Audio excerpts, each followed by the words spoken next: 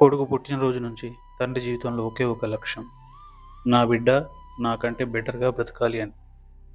తండ్రి నవ్వుతాడు, కానీ తన బాధ, అలసట, ఆకలి ఏది చూపించడు. ఎందుకంటే అతనికి అన్నీ ముఖ్యం కాదు, ముఖ్యమైనది ఒకటే: కొడుకు భవిష్యత్తు, పిల్లల భవిష్యత్తు.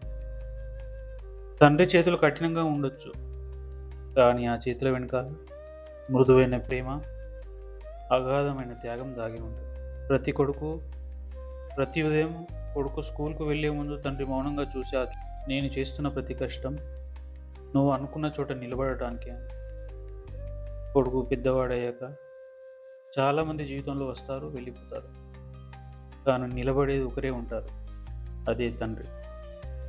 డబ్బు లేకున్నా అవకాశాలు ఇస్తాడు, అలసిపోయినా చిరునవ్వును ఇస్తాడు, స్వప్నాలను సృజించి మన స్వప్నాలు నెరవేర్చుతాడు. మన విజయం చూసి గర్వపడే మొదటి వ్యక్తి తండ్రి.